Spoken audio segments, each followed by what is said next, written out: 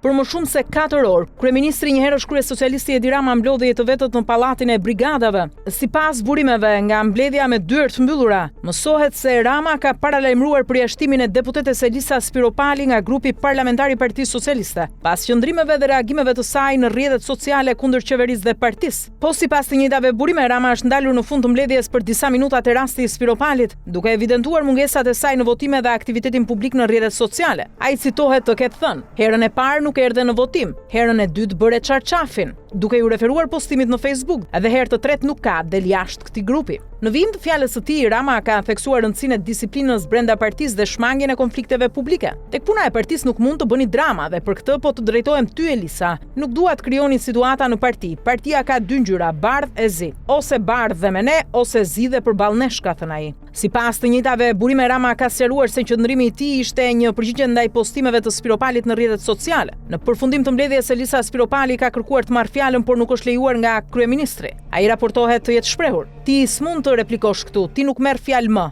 Me ty është investuar Partia Socialiste dhe unë." Gjatë takimit të zgjeruar, kanë raportuar për procesin e integrimit ministri i jashtëm Ferit Hoxha dhe kryenegociatorja Majlinda Dhuka, me fokus të veçantë kapitullin 24 të negociatave, drejtësia, liria dhe siguria. Në takim kanë raportuar edhe drejtuesit politik Ervin Demo në qarkun e Beratit dhe pas tij Blendi Klosi për qarkun e Durrësit. Ndërkohë kanë munguar drejtuesit e 3 qarqeve, Korçë, Vlorë dhe Kukës, për shkak të disa angazhimeve jashtëvendit, si pjesë e një delegacioni në Irlandë. Në këtë mbledhje mësohet se Rama ka kërkuar nga deputetët që të jenë sa më të pranishëm në terren, për të bashkëpunuar me pushtetin lokal në zgjidhjen e problemeve të qytetarëve. Për integrimin, Rama ka thënë se procesi po ecën shumë shpejt, ndaj deputetët duhet komunikojnë më shumë me qytetarët, sidomos me biznesin, ndërsa sigurinë ushqimore e ka konsideruar si sfidën kryesore.